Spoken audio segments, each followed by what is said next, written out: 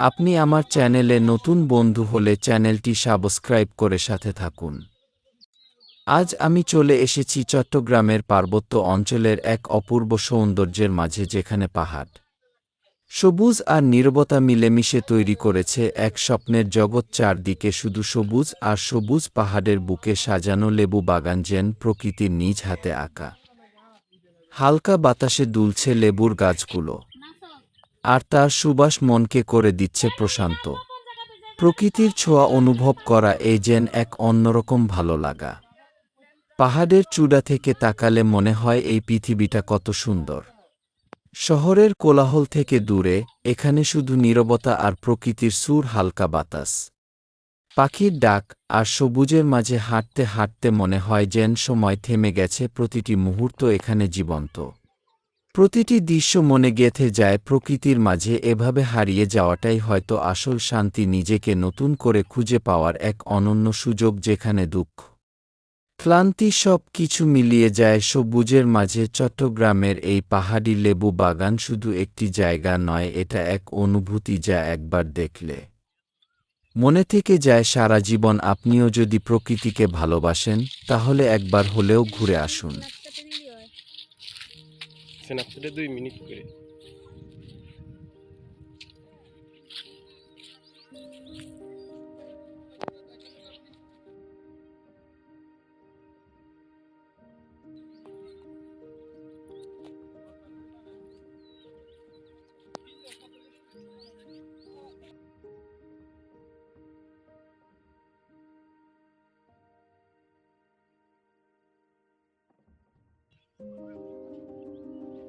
এদিক দিয়ে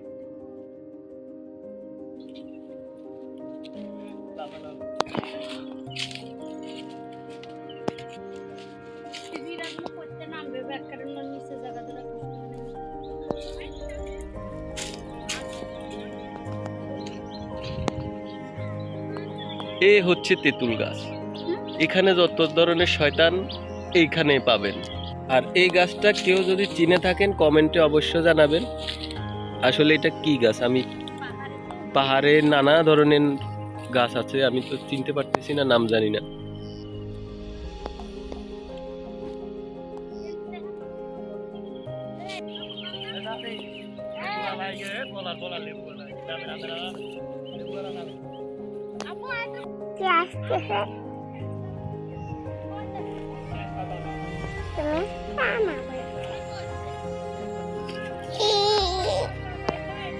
আমি পারি না তো।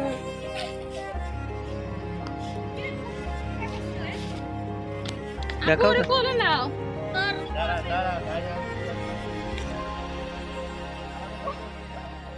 এটা খামা চুল।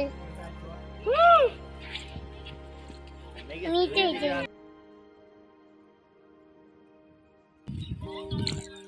আমরা আরামে নামতেছি সিঁড়ি বাই বাই।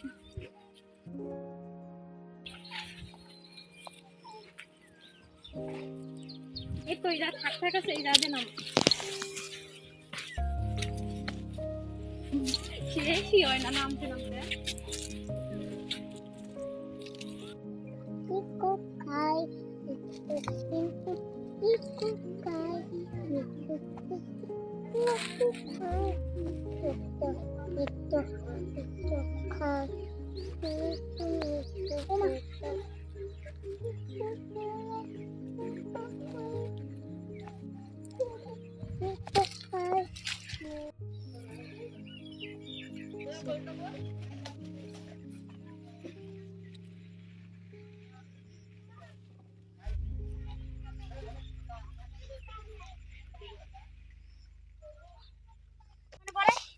ওই যে ঝর্ণা।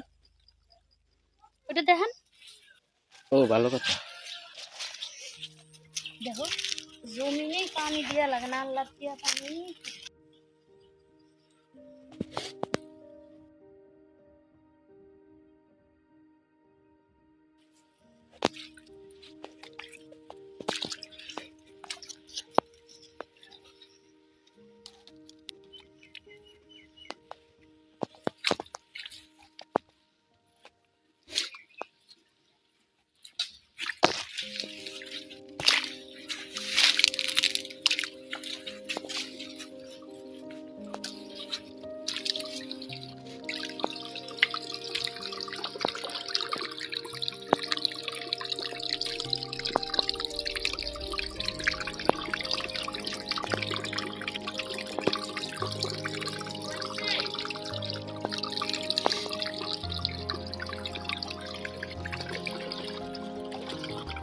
কি সুন্দর পানি করে।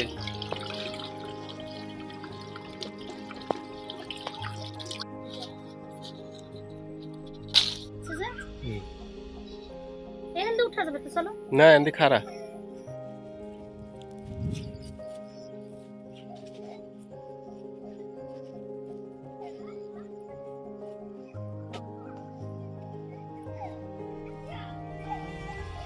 চলো।